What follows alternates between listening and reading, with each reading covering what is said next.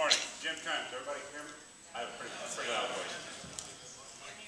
Try to speak in the mic, Jim. It's hard. I don't know. Maybe you can. I'll hold it. How's that? Okay. Jim Combs, 923 Winifred Road, Cumberland, Maryland. I'm going to give you sort of a little break because that's a clarification on your code home rule legislation on the 7 or 10% down to 7%.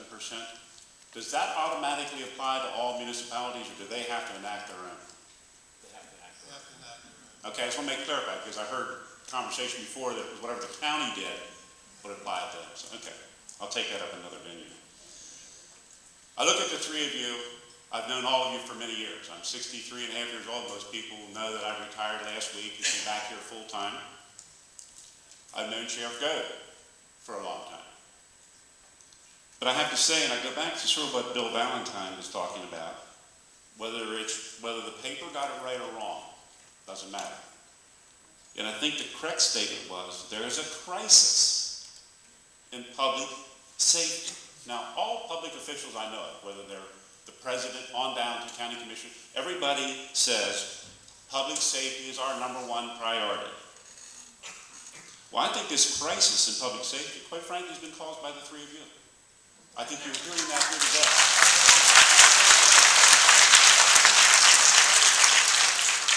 Whether you like it or not, and as I understand, you can correct me if I'm wrong, there is a chain of command. Somebody said to me back here a while ago about the military and chain of command.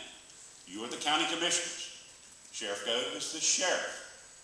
He does not work for the county commissioners. He's a state elected official. You're right. You have an obligation to look at the budget and try to work that out. And I think that's where you need to go back. And if you need to have a forum of public citizens to work with that, fine. I think your plan of execution was obviously wrong. And I ask, please, step back, take a deep breath, think about where you're going, think about the public input you're getting today, which is what you should have thought before you made these drastic decisions, in my opinion, and start over. It's not too late to do that. I think that's where you need to go. And I have one other comment which is related, but it's more of a clarification, and maybe Attorney Rudd can address this, because I've addressed this issue of Public Information Act with the city, as many of you know, for some time. Now, I've read the act. I've got a copy of it at home. And the act is very clear when it says, I have a right to walk into any government agency and request, for example, minutes of this meeting. And if they are readily available, I do not have to tell you who I am, why I want them, where I live, or anything else. If they are readily available, they are to be given to me immediately.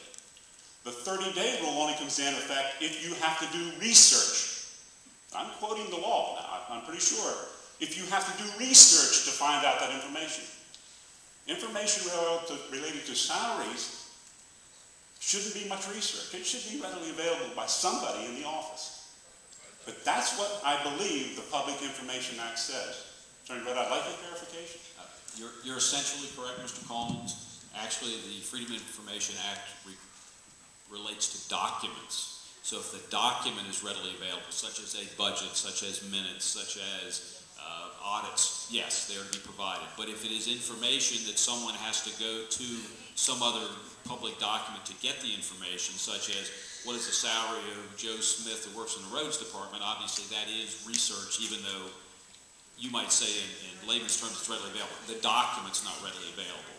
So if, in fact, this information was readily available, for example, if you came in and said, what's the salary, and there is, in fact, a document that lists the salary of all the employees, yes, you could be handed that document. You're correct. So it's a game of semantics, then, because what you're saying is if I come in and ask for the document showing all the salaries, I could get it right away. Absolutely. If I ask you to do research, it takes 30 days.